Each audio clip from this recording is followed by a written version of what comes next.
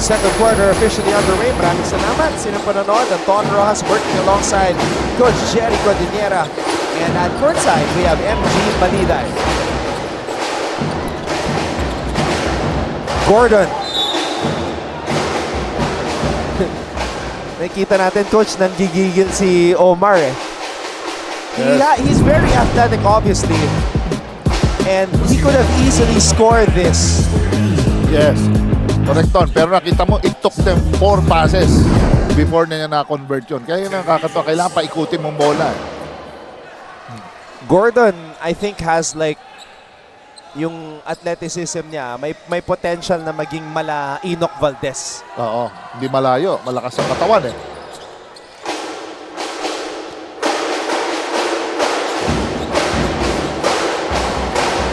Oh.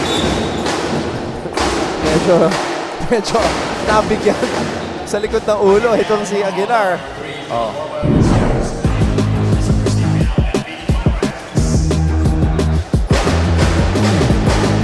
Grabe yung banggaan doon.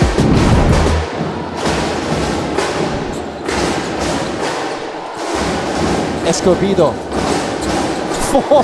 Falling away! Galing pa sa bangga yun, Ton. Unbelievable. It's like Escobedo is deciding what to do while he's in the air. Grabe din yung tinira ni Montaño. Another hang time dito sa Batak to.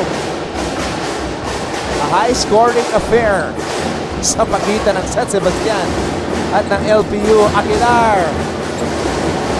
Rebound, Barba. Gordon. Villegas, libre-libre. Renz Villegas, second triple of the game. Ganda. Ngayon, talagang medyo tinatakbuhan na ng LPU itong San Sebastian. Kasi hindi nila pwedeng puro zona na lang. Hirap sila sa zone eh. Nako, mukhang natapilok Oo. si Velasco.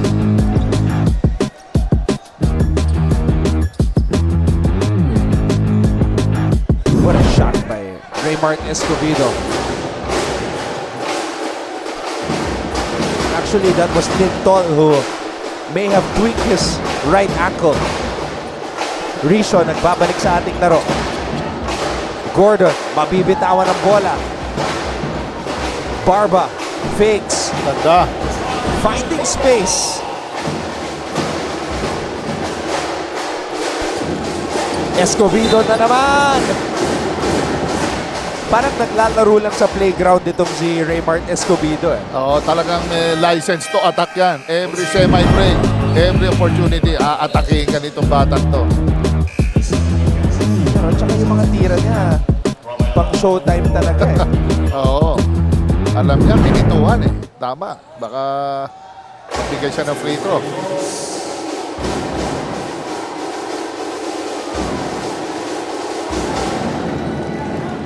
Raymart Escobedo now with 11 points in the game.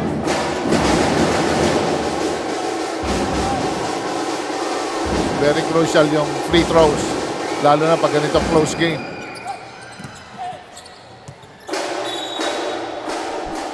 And that's going to be LPU basketball. Now, medyo nagkabaliktad. Ngayon, ang full court pressure na ngayon ng San Sebastian. Binabalik lang nila yung ginagawa ng LPU kanina.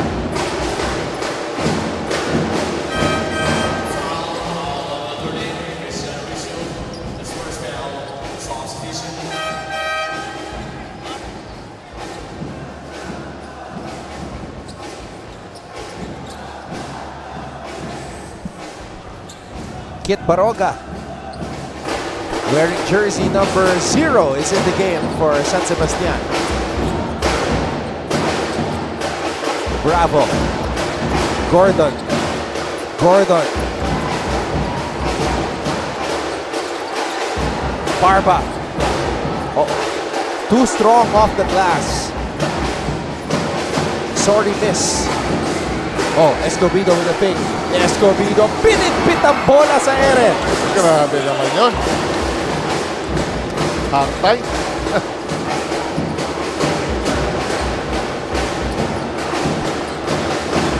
Bravo inside pass to Barba. Ayun, medyo nasil siya noon ni Barba. Ano sabi ni Barba, ha? Puro ikaw ang shoot, ha? Ako naman. Sinil siya, hard seal. Raymart Escobedo colliding in the air with Omar Gordon and finishing with the acrobatic shot.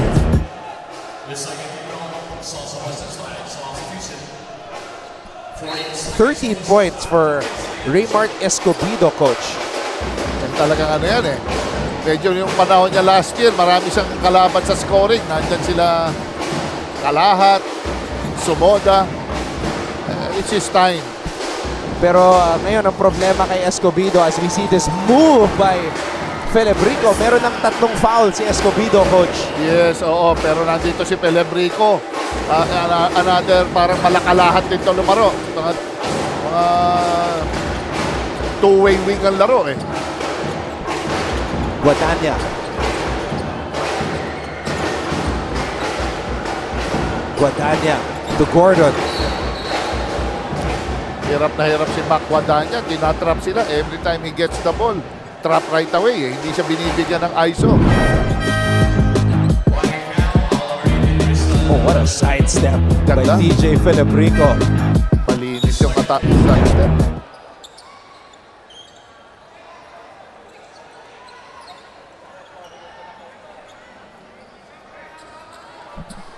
Alright, makibalita muna tayo kay MG Baliday. 40 seconds. When I asked both of the teams earlier if they feel any pressure coming into today's game, surprisingly, sabi nila they don't feel any pressure. Pero if ever they feel tense, they won't let it weigh them down naman. Nang makausap ko nga earlier si Coach Bonleon ng Golden Stags, if meron ba sila kinailangan i-adjust during their training, now that they are up against one of the teams in the top 4 standings last season 99, sabi niya same routine lang naman daw at pakiramdaman lang. Pero sabi niya big impact daw talaga ang dasal at lakas ng loob as they look at each game as a championship. Ngayon ang tanong, hanggang saan kaya aabot ang strong fighting spirit ng Golden Stags? Ano sa tingin niyo, Anthony Jerry? Yan ang ating tatanungin kada laro. Dahil yung estilo nila, nakakapagod, very demanding sa mga katawan ng mga bata. But for sure, the fighting spirit will always be there. Yes, Ton. Alam mo naman, hindi, kanina naman talaga selective din yung pagpo-full court sila. Parang may sign eh. Nagpo-full court sila, pero minsan binibitawan nila, nag-half court pressure sila pag medyo talagang pagod na. So may variations. Coach Arvid Bonleon signaling the play. Are. Maliwan for 3.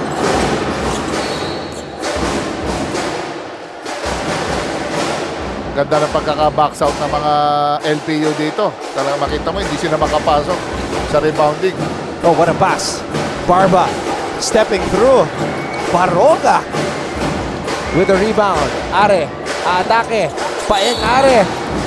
And he draws a foul. Unbelievable.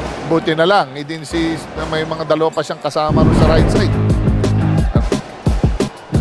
Itong atake ni Paeng. Talagang ano eh.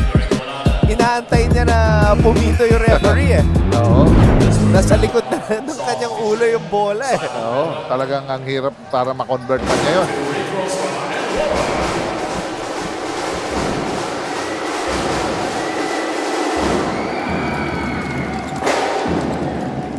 Sa format niya ngayon, Coach, it looked like he wasn't even trying to shoot the ball. Wala, He hindi. was just waiting for the foul. Yes, foul baiting na lang yung ginagawa niya with his size. And ayun, talagang karoon na rin ng konting defensive lapses yung bumabantay. Binaba yung kamay, pinituhan ng referee. Gordon. Oh, Gordon called for traveling. And Coach Arvid Bonleon calls a timeout. His team still trailing by 2. This is a moment sa puso mo. Almost a steal. Actually, he completes the steal. Paeng Are. Bumiting sa ere. Paeng Are. Wow. And one. May deflection dito mula kay Are. Kondisyon na habol. Buhat bantay. Hang time, no? Tagal sa ere. Hintay mo nang bumaba.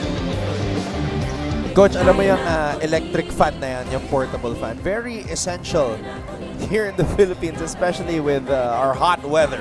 Yes, kailangan mo yan. Siyempre, lalo na pagka may mga galing ka sa eskwela, alam mo na, siyempre, para naman yung ano mo, okay, hindi ka naman hindi na masyadong pawis na pawis pagka naglalakad ka. Portable fan. Nice to see supporters from both teams here early on this Wednesday to support LPU and San Sebastian. Here we go. Paeng Are for the lead. Just a little bit short.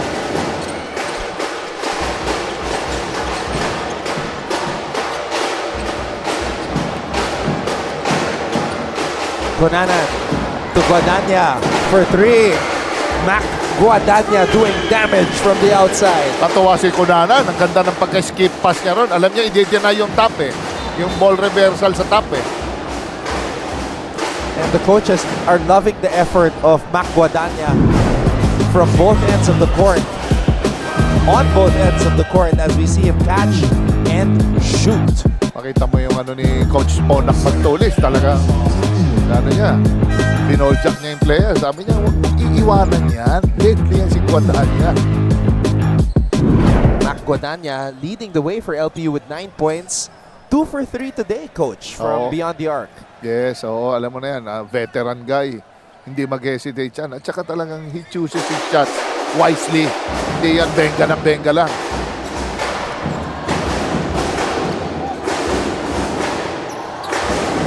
Are handoff para kay Caban. Pascual to Are. Caban. Natapikan si Baroga. Last touch, Mac Guadagna. So it's going to be San Sebastian ball with 3 seconds on the shot clock. I'm guessing Paeng Are will try to get the ball here. Another screen-to-screener action, no? Sa ilalim. Ayun na nga. Paeng Are. Oh, quiet daw, sabi ni Paeng. Paeng Are with 9 points in the game. Or make that 12 points in the game. So Paeng and Raymart have combined for 25 already. Uh-oh. Are and Bravo umpugan dito. Grabe, oh, look at the defense of Conanan. Wala nang nagawa. You saw his reaction. Challenge na, pasok pa rin eh. Pero sa kabilang end naman, ang binabantay niya si Guadagna. Talagang inaahabot din si Are ng matitinding screen coming from the big guys of LPU like si Bravo. Doon, nagkatamaan talaga sila.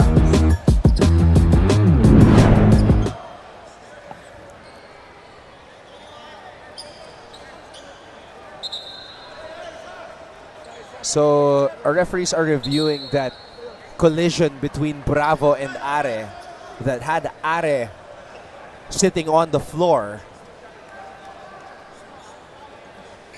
Ton, that's the only way naman na mapoprotektahan mo yung shooters mo eh.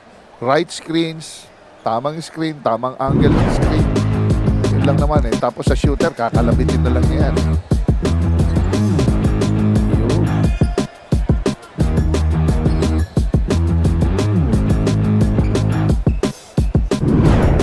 Sinubukan ni Paeng na to go around the Bravo Yan, screen. medyo talo na siya dyan. Yung takbo ng matangkad, isa lang eh. Sa kanya, mga 4 steps yun eh. Kaya disadvantage si Are. Kaya sabi ni Are, offensive foul daw. Offensive, oo. Ang laki nung pumipik eh, 6'4". Ito, much wider angle. Oo, ilang step yun. Oo, nagkatamaan pa sila. Honest, ano naman yan? Ano lang yung big, nakatayo lang naman. Sometimes it's yung recipient ng screen. Yun ang nagsasabit talaga kasi. Is that Kat Santos and Tina Marasigan. Oo nga, no? Uy. Si Kat tsaka si Tina. Mga volleyball stars natin, Coach. Yes, oo. Yeah. Oo.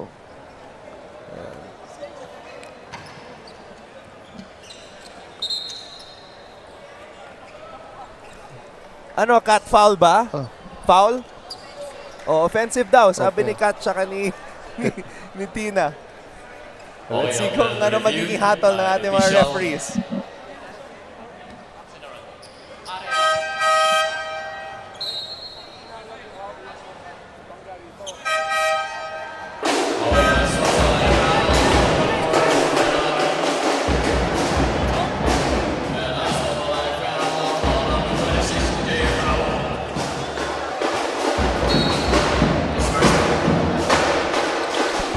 So, strange situation right there. We're trying to get what the official call was, pero ang bola na natili sa LPU.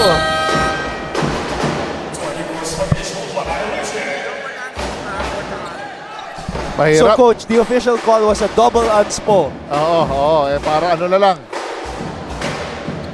Para wala masyadong advantage sa bawat teams.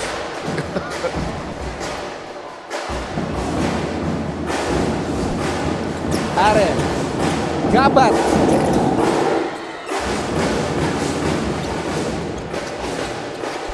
Kunanan. Kenya Fiel. Bounce pass. Bravo. Yan ang mahirap. Ton, pagka natanggap na ng big man ang bola underneath the basket, it's either foul ka na lang dyan or end one pasok. Oh, what a pass by Aren to Velasco. And Velasco was hit as he was going down. Aviles cannot believe it.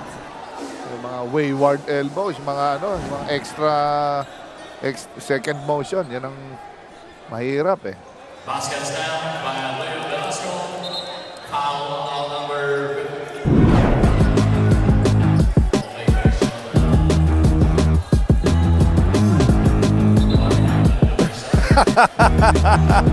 Tumama ba? Wala. That was a phantom punch if I've ever seen one. Oo, kita naman ng mga officials natin. Unless there was an insect that went to his Oo, eye. oo. I don't know how his face would have went like that.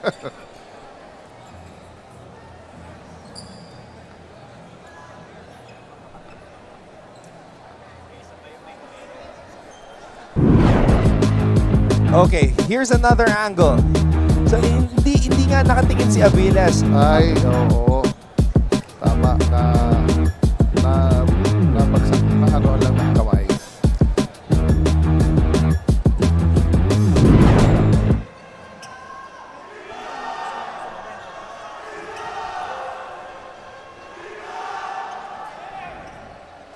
He will play. Laro siya. Sometimes when players get hit in the face, the way they move their head is very deceiving eh. Oo. So yung paggalaw ni Velasco ng kanyang ulo, parang yun na uppercut siya eh. Oo, wala. Pero yung kamay, nanggaling sa ano eh. Kay Nanggaling Aviles. sa likod eh, kay Aviles. Aviles, oo. Nabagsakan ka dyan. Nako, victim na rin ako dyan. Lahat ng stars, nakita ko pag si Dabon Harp pa tumama sa akin Nako, bigat nun, Coach. Oo. 8 stitches. Oh, wow.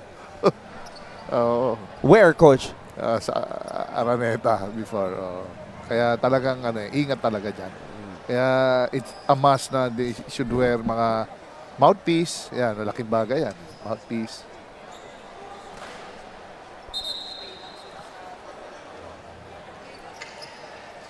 So they are taking a while to review this. Unsportsmanlike foul Unsportsmanlike foul on number 15. on Genesis Aviles. Nabagsakan sa mukha talaga. Question is third foul. Hindi sinasadya. Penalty 2. While pass possession. Possession was outside. Substitution.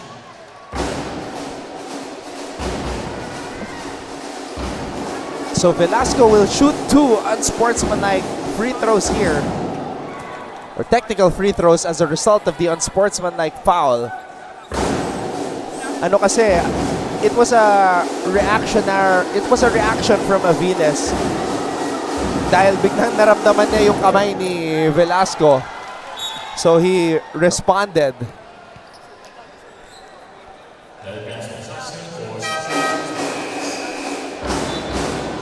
Hindi naman kaya ploy yun, Ton. Para sige, tamaan mo na ako. Pero lumabas ng court, baka checkin yung vision niya. Are.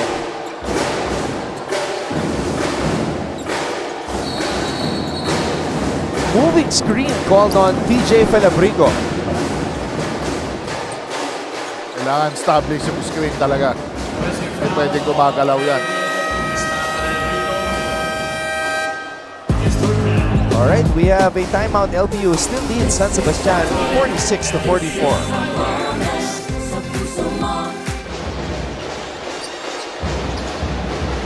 Almost a steal. Actually, he completes the steal. Paeng Are. Bumiting sa ere. Paeng Are. Wow! And one. May deflection dito mula kay Are. Kondisyon na habol. Buhat bantay. Hang time, no? Tagal sa ere. Hinintay mo nang bumaba. And Papatuloy ang ating live coverage ng NCAA Season 100 Siglo Uno Inspiring Legacies. And this is the crowd inside the Phil Oil Eco Oil Center. Dito po sa lungsod ng San Juan. Props to the LPU and San Sebastian community, but the EAC and Mapuan community are already here as the Cardinals and the Generals have a matchup later on at 2:30 p.m.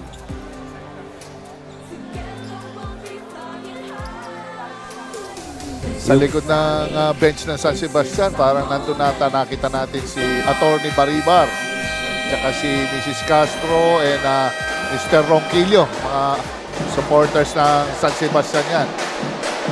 Kaya iba na ang kilos ng San Sebastian ngayon eh.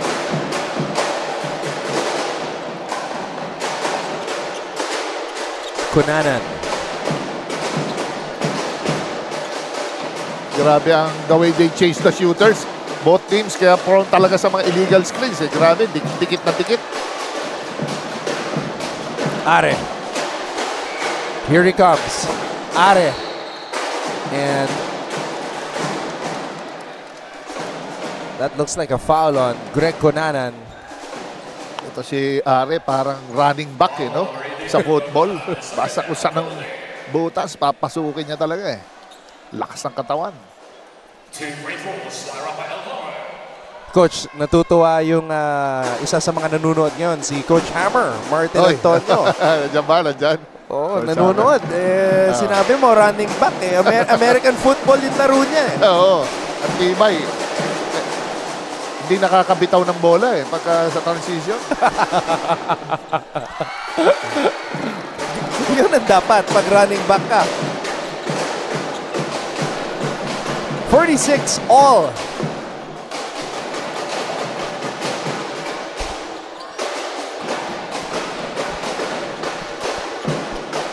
Cunanan. Peñafiel. Cunanan has to shoot it.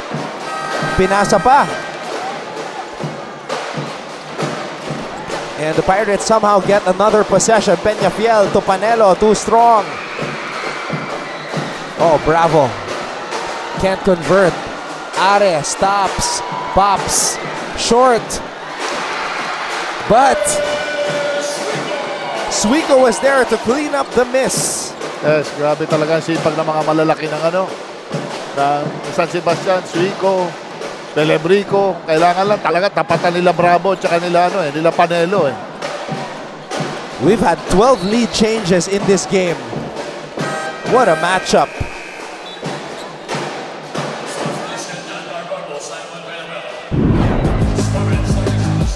Ito Paeng Are, short on the three.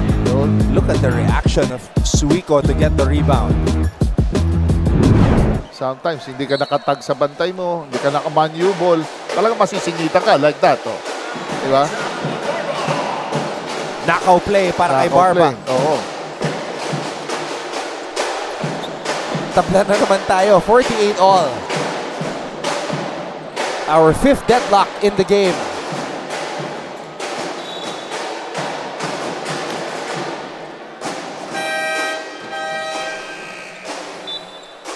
Substitution around the Gabon. And let's go back.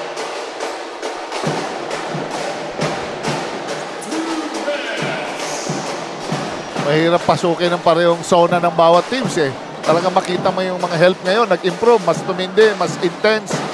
Tsaka ano, nakabuelo na lahat ng teams. Barba.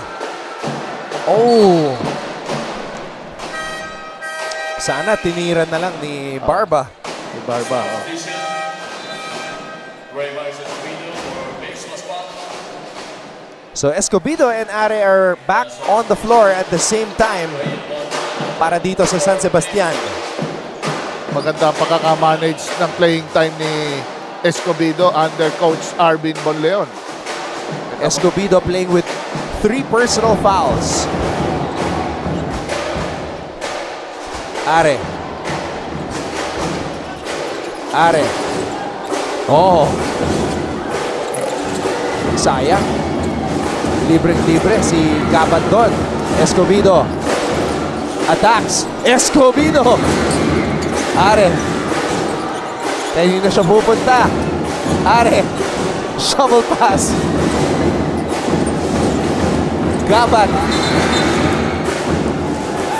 The activity of San Sebastian is incredible. Yes, agree ako dyan. Hustle.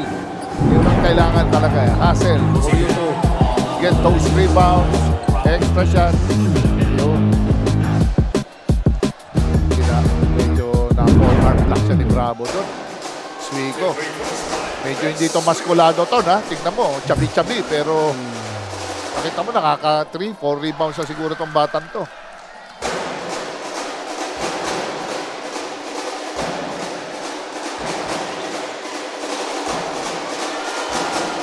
Second free throw para kay Suico. Oh, he misses both.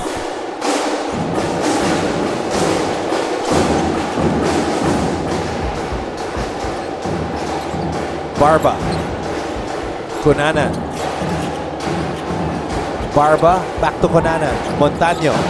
Montaño. Missing at the rim. Okay, okay lang kahit, di ba, nag-miss. Pero makita mo ikot ng bola, maganda. Tsaka bukas na bukas na yung middle, for middle attack.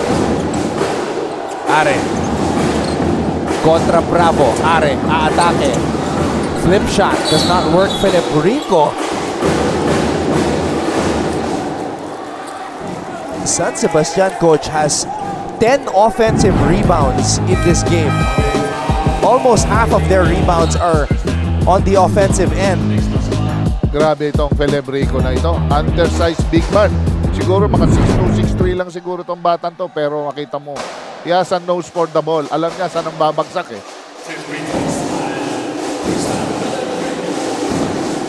Team captain of San Sebastian, TJ Rico, makes the first. From Isabela. Batan to. Yeah, he's listed at 6'2", coach. Oo, may rebound. 10 rebounds, 6'2".